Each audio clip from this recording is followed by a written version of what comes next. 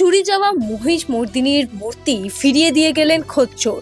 দেবী মূর্তি ফিরে পেয়ে উৎসবের আমেজ পূর্ব বর্ধমানের মেমারির মহিষডাঙ্গা গ্রামে।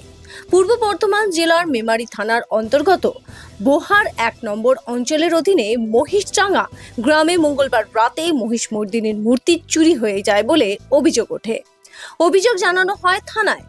এরপর গত বৃহস্পতিবার মায়ের প্রতিকৃতি সামনে রেখেই অনুষ্ঠিত হয় পুজো।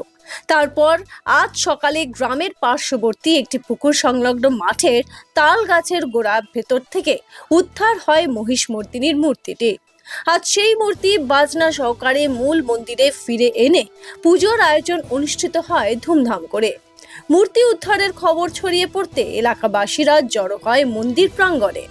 গ্রামবাসীরা জানিয়েছেন, কেউ বা কারা মূর্তিটি ব্যাগে করে সেখানে রেখে গিয়েছিল। মূর্তি উদ্ধারের ঘটনার খবর শুনেই ঘটনাস্থলে আসে পুলিশ। পরবর্তী সময় এই সঠিক এলাকায় নিরাপত্তা বজায় রাখার আশ্বাস দিয়েছেন পুলিশ প্রশাসন। পাশাপাশি আজ বিকেলে মা মহিষমর্দিনীকে নিয়ে পুরো গ্রাম পরিক্রমা করানো হবে বলেও জানা গেছে, জানিয়েছেন খোদ স্থানীয়রা।